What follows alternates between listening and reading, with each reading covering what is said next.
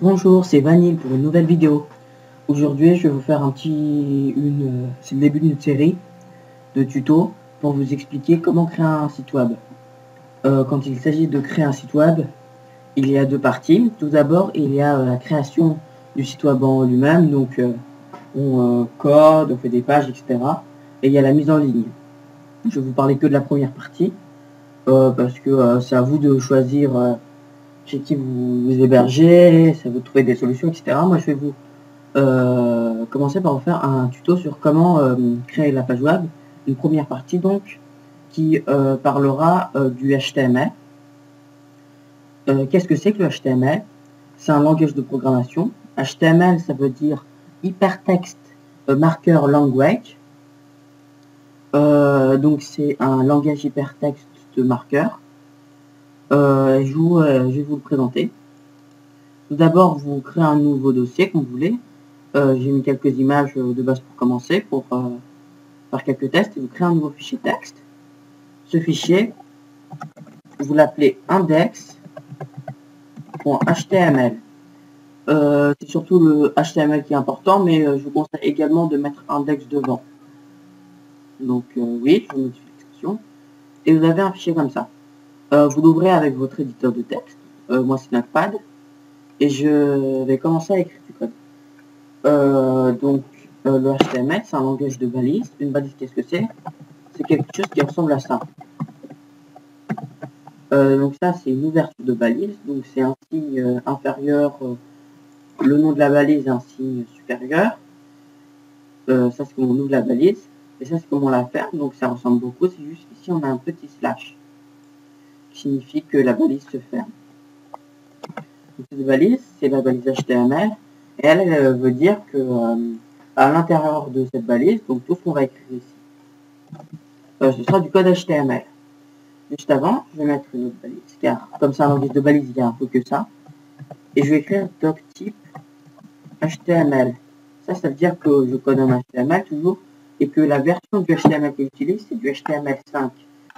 Cette cinquième version, justement, elle a ajouté des choses, mais ça permet d'éviter des confusions et surtout des problèmes avec Internet Explorer. On va commencer par ajouter à l'intérieur du HTML deux balises encore. La balise read et la balise body.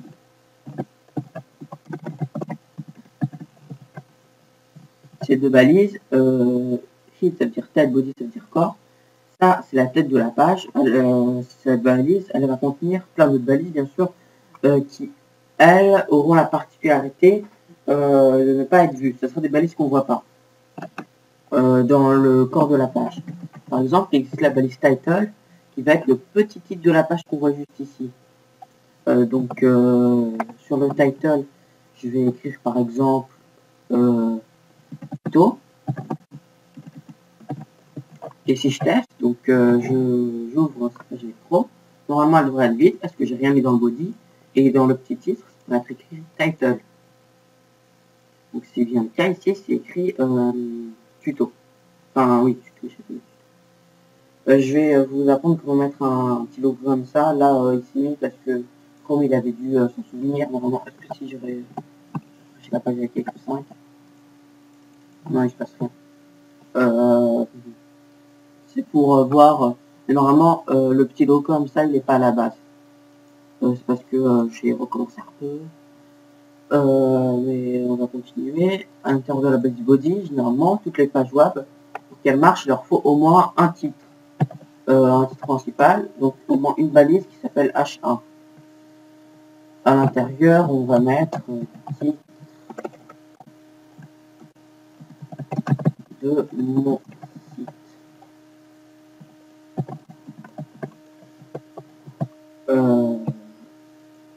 Donc un titre. Et si on regarde, comme c'est un titre, il va paraître plutôt gros. Voilà. Maintenant, je vais mettre en dessous du texte un peu plus normal, dans une balise P, et comme paragraphe, donc je vais dire sur mon site, bienvenue sur mon site de visiteur,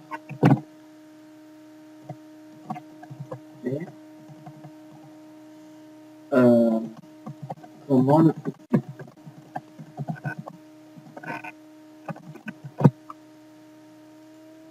Ça va s'écrire, donc un peu en plus petit, puisque c'est un paragraphe.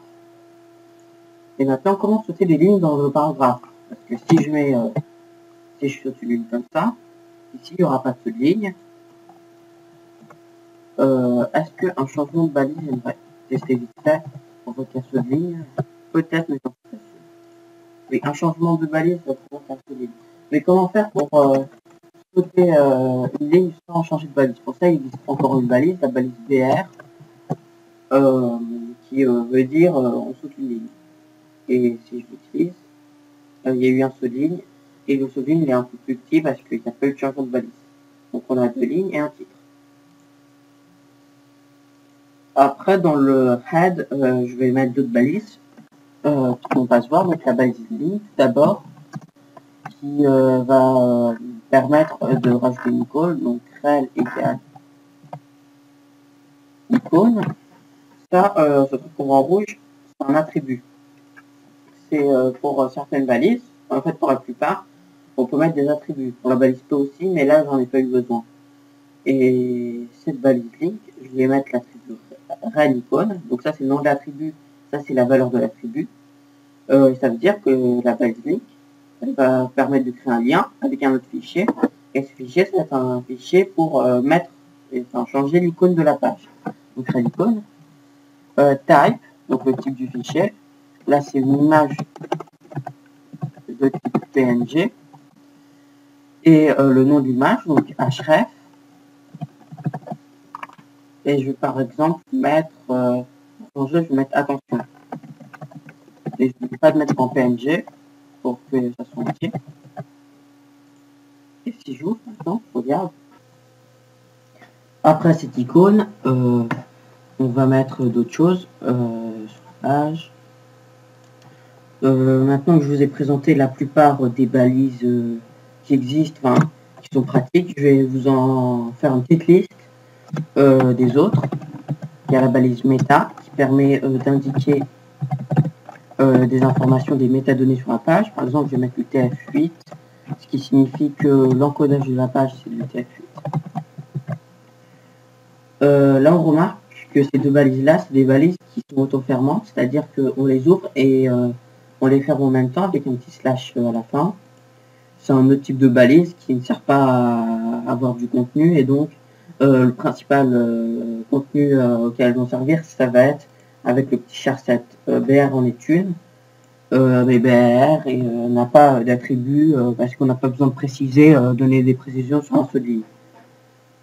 Je vais vous présenter une dernière balise, ça va être la balise A, avant de vous faire une petite liste des balises.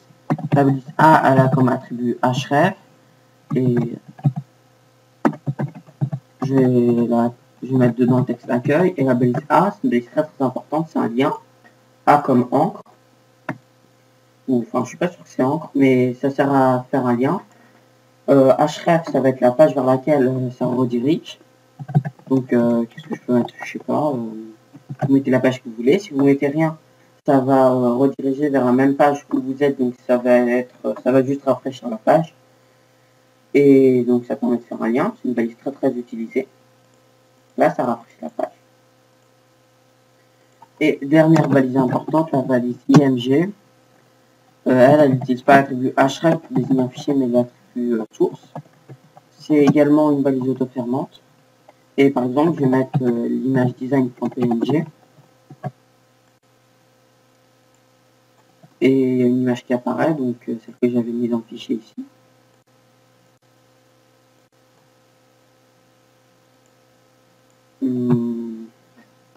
Je check le temps de la vidéo vite fait.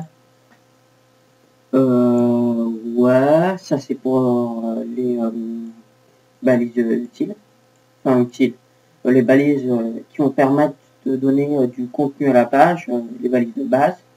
Maintenant, je vais vous faire une petite liste des balises qui vont être utilisées toujours, mais plus dans un but de structuration. C'est ce qu'on appelle la sémantique, c'est le fait de structurer une page. Quand je parle de la valeur sémantique d'une balise, c'est sa valeur d'un point de vue, par exemple, la valeur sémantique de cette balise, c'est une balise de type titre. c'est pas une valise mais grand et en gras, c'est une valise de type titre. Sur ce style de balise, il y a la balise EM, qui veut dire donne un peu d'importance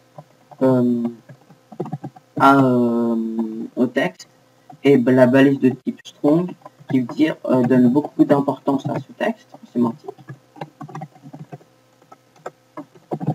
Et le navigateur, il va interpréter ça comme EM pour mettre en italique et strong comme mettre en gras.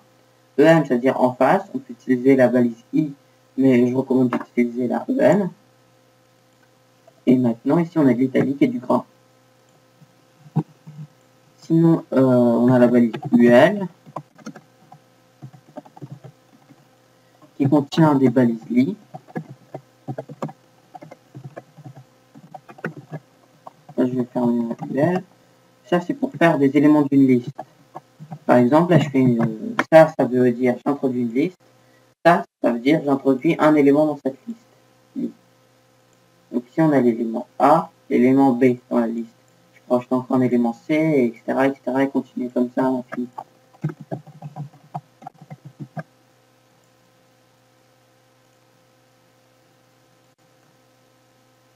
Ensuite, continuons dans toute cette liste de balises. On a la balise header qui va permettre de créer un haut de page.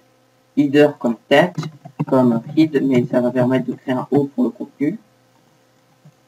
Et la balise footer comme foot, donc il va créer un bas pour la page. C'est à ça que ça sert en sémantique.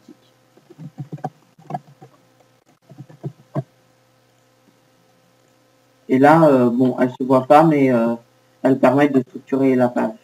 D'ailleurs, quand on a plusieurs balises imbriquées, pour bien comprendre la structure, on peut utiliser des tabulations. Comme ça, là, par exemple, je distingue clairement le body, le foot, etc. Et ça permet de bien comprendre comment est faite la page, sa structure. Là, par exemple, elle se marque beaucoup mieux, même si ça se voit, même si ça se verra pas du côté ici.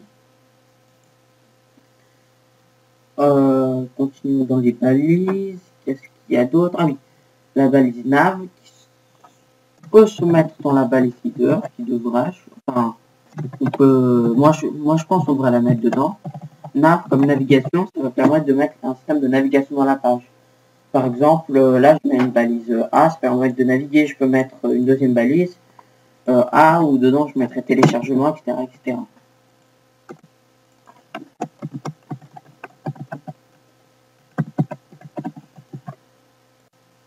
Là, ici, on a des petits points d'interrogation. C'est parce que dans l'encodage de la page, comme ici j'ai dit que c'était de l'UTF-8, il faut aussi encoder la page en UTF-8. Donc ici, je vais mettre un et là ça marche. Généralement pour la balise nav, à l'intérieur on met des liens, mais les liens ils sont présents dans une liste. Donc je vais mettre une deuxième liste ici. Et bien sûr à l'intérieur d'une balise de liste, on va mettre des balises qui veulent dire que c'est des éléments d'une liste. Donc je n'oublie pas de fermer ces balises. Et voilà, je mets une petite tabulation pour voir bien. Donc ça permet d'avoir des éléments d'une liste, c'est plus clair. Continuons, on a encore... Ah oui, j'ai encore 3 balises à vous présenter. La balise article qui permet de mettre, quand on veut mettre une zone de contenu, un article sur notre page.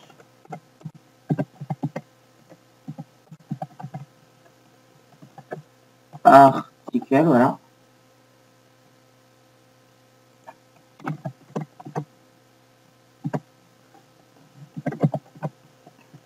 Et ça va être un article de notre page. Généralement, on ne met pas d'image dedans. Ça va plutôt être un paragraphe. Par exemple, je vais mettre du blabla.